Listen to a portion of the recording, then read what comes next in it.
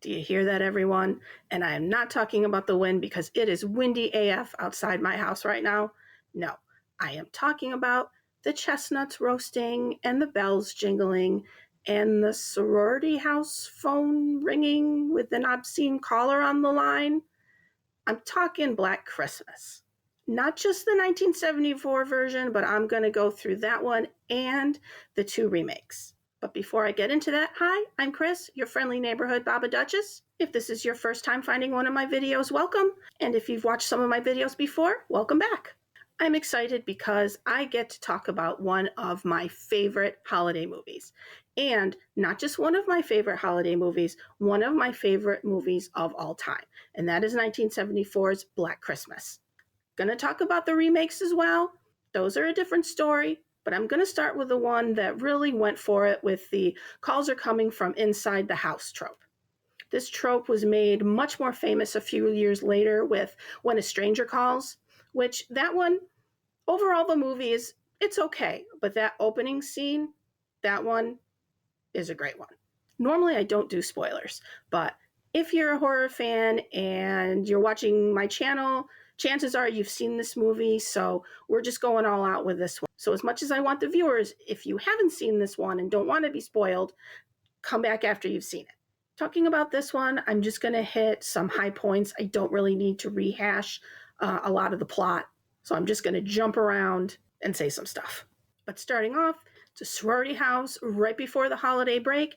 They've been getting these really disturbingly obscene phone calls. And then as they're winding things down for the semester, one of their sisters has gone missing. That's the setup. That's all you need. Got some great actors in this one with Olivia Hussey, who plays the main character, Jess. You also have Margot Kidder as Barb, who is a delight in this movie. She is kind of the drunk party girl, just says what she means type character. You have Andrea Martin as Phyllis, also called Phil. You have John Saxon as the police chief. Keir Dullea, who plays Olivia Hussey's boyfriend, and he was like 38 at the time when they filmed this. So you've got a pretty solid cast to start with. And this was even before Margot Kidder had gotten really famous. And what struck me as I was doing my annual rewatching of this is just how many iconic moments this one has, where you have the crystal unicorn, you have the eyeball peeking out, and those obscene phone calls are genuinely disturbing. At first, there's just a lot of sounds and you don't really know what's going on, but then you kind of pick up a little bit of a disturbing story behind it. And for me, really, the most chilling aspect of the phone calls isn't when they're doing all of that, which is creepy enough, but it's when Barb gets on the phone and, she kind of starts talking back to the caller, and he just responds with, "I'm going to kill you," in this very just almost monotone, just dead voice. That will get me every time. This movie also tackled the issue of reproductive freedom, and not by being overly preachy, just by having a situation of this young woman, Jess, who has just found out she is pregnant, and how she and her boyfriend, Peter, are dealing with it. And Jess, you can tell, is really obviously taking this very seriously and really thinking about it. And Peter is just, nope, this is what we're going to do. This is what I want. I don't really care what you, because in the end, you'll realize that this is really good for you too. As I made subsequent viewings, I just realized just how much of a jerk Peter is. And not even just for this issue. There's the scene where Jess has just come back from helping a search party look for a missing girl. And Peter is at the house waiting for her. And, she tells him where he's been. And under his breath, he just says, "How noble." And that's just, out of all the things with Peter, that was the one that I can't with this guy. What an absolute jerk thing to say. He's a character who is just very much up his own butt. And they do try to make out like he's the killer. Like they really have him thrown in there as a red herring, but it doesn't really work.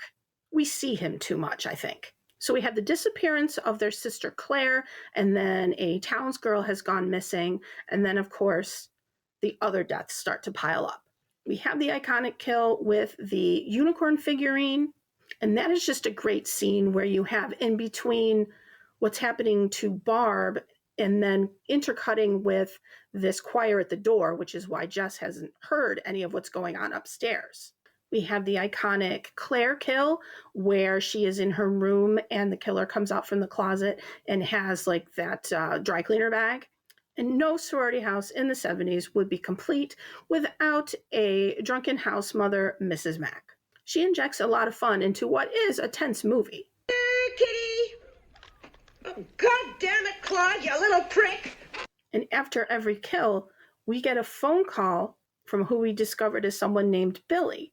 And again, has the noises and doing different voices of like people arguing and also putting in some like creepy nursery rhyme type stuff. It's disturbing. Also disturbing is the musical score, where it's really just these ominous noises and just notes held. It really just kind of works itself into your brain and just kind of gives you the creeps. The atmosphere in this movie is top notch. And while it is a slasher, the kills aren't the focus, kind of half on screen and half off screen for a lot of them. We also get Chekhov's jammed front door in this one, which leads me to talk about a scene that I know frustrates some people, but for me, it is just one of the most just visceral scenes in the movie for me, where the police have tracked the call, they know it's coming from the house, and the officer is telling Jess to get out.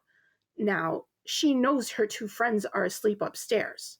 So she's standing with the phone by the front door, trying to make this impossible decision. Do I just leave my friends behind and whatever happens, happens? Or do I try to help them, in which I'm putting myself at risk? And for me, you can really see Olivia Hussey struggle with this. Like you see it in her eyes, and also how she just starts screaming her friends' names, just hoping they will hear her and be able to just come downstairs and they can all get out. Like she just starts pleading their names. It really, gets to me because I put myself in that position, and yeah, I think I would go upstairs. I would try to save my friend, because the thing is, she doesn't know. She doesn't know what's happened to them. As viewers, we do. We know that the killer has gotten to them. And maybe in her gut, she kind of fears that too. But as a friend, how could you live with yourself if you didn't try? And I think that's where I'm at with that decision. Of course, we know she does go up and she does find them. And that's where she has her first physical encounter with Billy. Agnes, it's me, Billy. That's the iconic eyeball through the door scene, which also leads up to a great little moment, because it's something that you don't see a lot, where when Jess is running from Billy and he grabs her by the hair, because she has like this long, beautiful dark hair. And it's just something you don't see a lot. Like to me, it's not necessarily iconic like the other stuff in the movie, but I really like that moment. That is scary to have someone grab you like that, but also it makes sense for the killer to grab whatever is available. My quibbles aren't many. One is, Barb, please learn how to use your inhaler correctly. I mean, I know it's too late now, but that nothing annoys me more than seeing people in a movie use an inhaler incorrectly. It's like, no, that's not how it works. Doesn't someone on that set know the correct way to use it? That's just a personal thing. And the ending is a little strange, where yes, you have the police officer outside the house, so Jess isn't completely alone, but like everyone just leaves the house, all the police, medical staff. There's been a medical emergency, but they all just leave her with just the one police officer. And I know they think that they've gotten the killer. They think it was Peter. But then, of course, we have the moment when the credits start to roll where you hear the phone ringing. And now the precedent has been set that whenever Billy kills someone, he makes a phone call. Well, that means Jess did not, in fact, make it. And I remember when I realized that, just how crushing that was, because she was such a great final girl. But I'm not mad at it, because it is still a good ending, because Billy hasn't been caught. They think it's Peter. There are still bodies in the attic, and then someone's going to come back to find Jess. I don't need a sequel, but I'm okay on that kind of ambivalent note. So those are just some highlights from one of my favorite movies. Just wanted to talk about it a little bit, so when I get ready to talk about the next two films, we've got a little background. So now we have Black Christmas that came out in 2006. And I will admit, when I first watched this movie, I wasn't really a fan at all. It still isn't one of my favorites, but I give it some bonus points because it does do what I think a remake should do, where you've taken kind of the original outline of the movie, but you've expanded on some things from the original, made some stuff your own. So to me, at least it wasn't lazy. Again, I'm still not crazy about it, but it does get an A for effort. One big reason why I don't think I cared for it as much is because the main character, I just didn't really care for the actress that much, especially when you had like Mary Elizabeth Winstead is in this one, Lacey Chabert. Like you had some other talent in the cast that I think might have served the material better. But that's not to say that, she was horrible or anything. I just think maybe a different casting choice would have been better. And this one, like I said, the same outline. They're in a sorority house. It is right before Christmas break.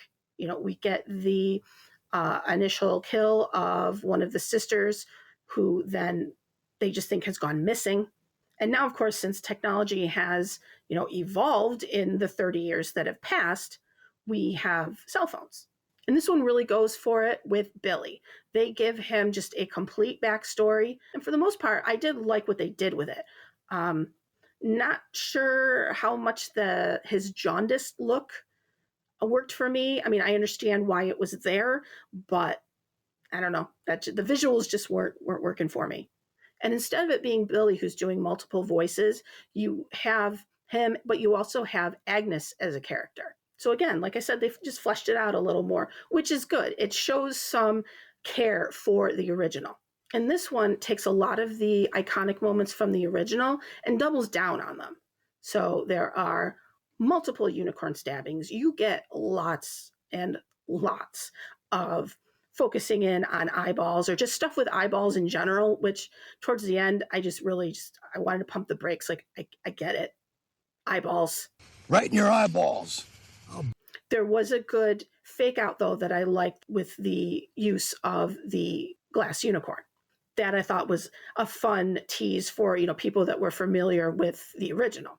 And there were lots of nods to the original, where you have a kill with the dry cleaning bag. There's a ski trip mentioned, just to kind of bring you back to the original when Barb was angry at her mom for canceling a ski trip.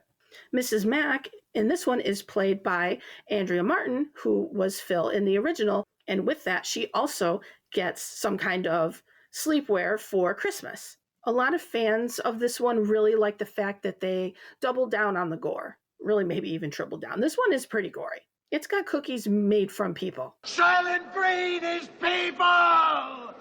And with this, you have Billy being more of a focus, more of an actual character. That's one of the things they changed from the original, where the sorority house actually used to belong to Billy and his family, and he had been literally trapped in it for years. You get a lot of lore about how he was mistreated by his mother, how Agnes came into the picture. They really built that up. And Mrs. Mack herself, they made her a little bit different, where she was still kind of fun, maybe a little, sassy house mother, but she also was more proactive in really protecting the girls in the house. She's with them, 100% when they start realizing things are wrong and they need to get out. And in its favor, this movie did do one of my favorite things in a slasher, which is a body reveal where the main character will just, open a door somewhere and then like all the bodies are in there. And that's just something as a viewer, that's just one of my favorite things in a slasher. They don't do it too much anymore, once in a while.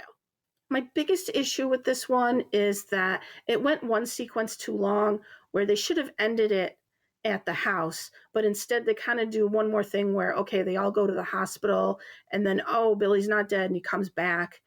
And, you have another kind of cat and mouse in the hospital scene. That part I just could have done without.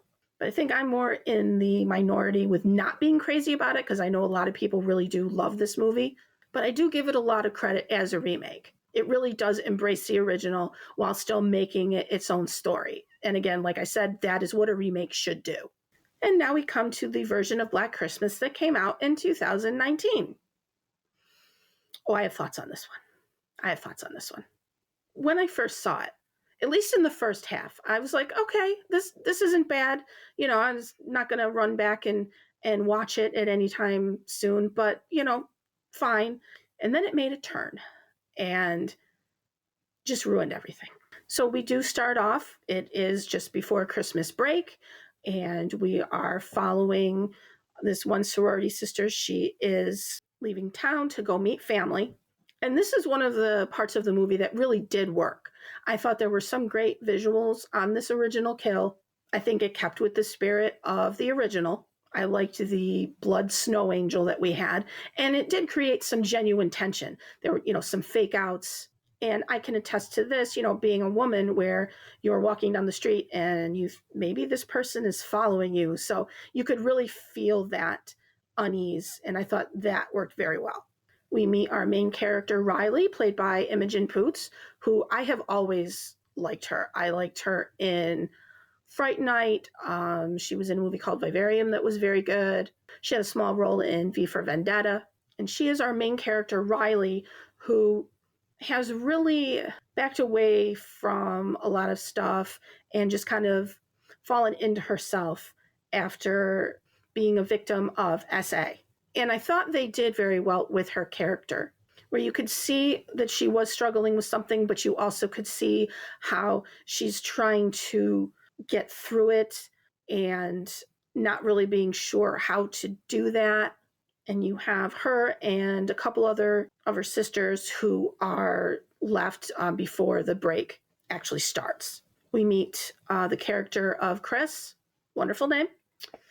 And I like the actress a lot, and I did like the character, but the problem, and this is the problem really with the entire movie, is they just made all of her dialogue they were just talking points, very feminist talking points.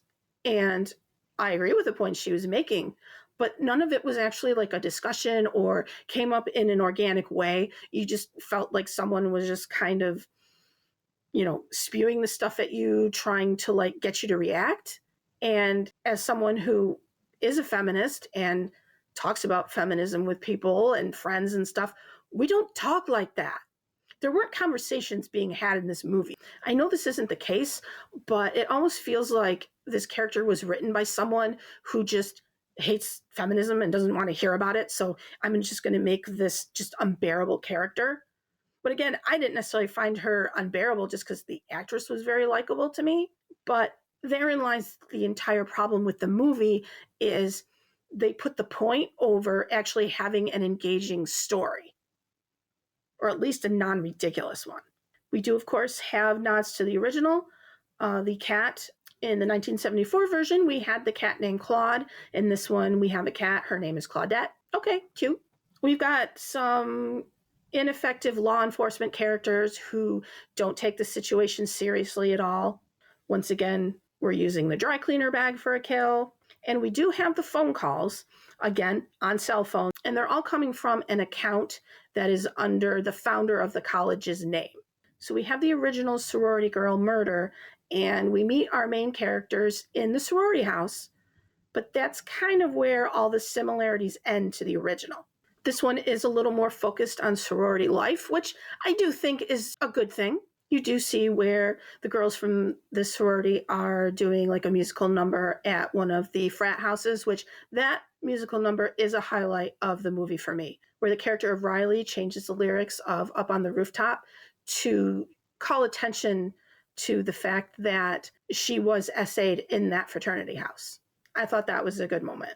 And I did have to laugh at the fraternity in question because the letters are DKO and they call them the Deke Army. And really, the Dick Army, you're going to go right on the nose with that. You're running with that. There's so much of this movie where I don't know if they intended it to be satire, because if they did a very poor job at it. With the right tone, that could have been funny. But because everything was just so earnest and just jammed into your face, it does not work. It's not subtle. It really isn't. And after this incident is when the killings really start. And you find out immediately that this is not just one person. So instead of just having, like our Billy character who's making these phone calls and doing these things, no, this one, there are multiple people involved and multiple sorority houses, which I did like that. I did like that it wasn't just one sorority that was the target. And once this initial spree is over, this is where the entire movie just takes a nosedive. Okay. I can deal with the Deke Army, all right? But okay. We're in the fraternity house. And this is where we discover that the cause of this is this stuff that was discovered by these members out of the founder's bust, which they'd had to have moved, like from the center of campus. They moved it into their fraternity house. And while they were moving it, this substance came out and they could, control people with it. Literal toxic masculinity. That's where you're going. Okay. Toxic masculinity is a thing. Okay. I'll even read out a definition for you. Toxic masculinity refers to harmful, narrow ideals of manhood that pressure men to be tough, dominant, unemotional, and aggressive, suppressing vulnerability and empathy, leading to negative impacts on men's mental health, and contributing to societal issues such as violence, misogyny, and unhealthy relationships. So yes, it is a thing. It doesn't mean that being male is toxic. That is not the idea about it. It's just this unhealthy and impossible ideal of what it is to be a man, and it harms everybody. That's what toxic masculinity is, not just simply being a man. Come on. But now in this movie, it's this sludge that they just put on the pledges of this fraternity, and this turns them into these horrible people, which to me I just found odd, because for a movie that's just trying to go all in with like this really obnoxious girl power thing, they're really taking agency away from the men, where you're saying, oh, they're not in control, so now they're doing these things. Like they're not doing these things because maybe they're just a horrible person. No, they're being controlled by this outer force. It just takes responsibility away from some of the men in this movie. Just thought it was an odd choice, and really just once I realized what that was, I was like, all right, I'm done. Again, maybe it was satire, but I just don't think it was. And honestly, if you have to consider whether or not it was satire, then it's obviously not successful. When people get all mad about, woke, and they say this movie is woke and this is woke and blah, blah, blah. This is the movie that they're talking about when they say that, because the point overtakes everything. And it's not even about, making a story that's interesting. It's just about making some points that you want to make. Well, that's no, thank you. Like, this movie should have been right in my wheelhouse. And it just made me cringe, because you have this big moment where the group of sorority girls, come in and, charge all the fraternity brothers, and, they're going for this big, like, you go girl moment. And it was just so like cartoonishly bad. For a movie that started with a little bit of promise. I was like, all right, maybe this won't be horrible. It went downhill quickly, and just in such an absurd manner. And while I'm sharing my not so gracious thoughts, and this is a minor thing, but it drives me up the wall, because this sorority is Mu Kappa Epsilon. I'm pretty sure it's Epsilon. I don't think it's Sigma. Forgive me. It's pronounced Mu. I know this because I know the Greek alphabet, because I was in a sorority, and my sorority had a Mu in its name. I will die on this hill. It is pronounced Mu. And they just kept saying Mu. And it was kind of like the straw that broke the camel's back for me, where there's all this just awful stuff going on. And then that was just it. I'm like, no, I'm done with you. And I know I didn't mention it until now, but what was Carrie Elways doing in this movie? I mean, I like Carrie Elways. He seems like a cool guy.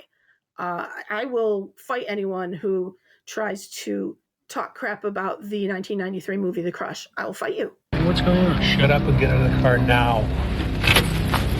He's the professor that is behind all of this. And, he needs men and women to know their proper place and blah, blah, blah. And dude, you deserve better than this. Everyone really in this movie deserved better than this. There were some nice moments, though, between Riley and another student at the school. Like, I thought they had some nice chemistry, and I guess that was their nod to, okay, I guess not all men are terrible. But yeah, once you get past that halfway mark, the good stuff is just very, very few and very far between. So all I can say is please just let Black Christmas rest in peace. The 2006 version, you know what? That's decent. This was just a mess, and I think we should just stop now. We've done 2 remakes. Let's move on to something else. So 3 movies about killings at a sorority house. Which one's your favorite version? All answers are valid, but the only true correct answer is that the original is the best one, but I'm kidding. You're allowed to be wrong. And I'm kidding even about that. So yeah, let me know down below which one is your favorite version and maybe even rank them. I just did these in chronological order, which to me is my ranking, so that worked on both levels. As always, please remember to like, share, and subscribe. Every little bit helps. I am so thankful for everyone that has done those things. And with a lot of really horrendous things going on in the world right now, I hope everyone has a good holiday season, no matter what you do or don't celebrate. I know it can be a hard time of year for a lot of people. So as my Nana would say, take one day at a time, do the best you can. So happy holidays, like what you like, don't be a dick, and empathy is a superpower.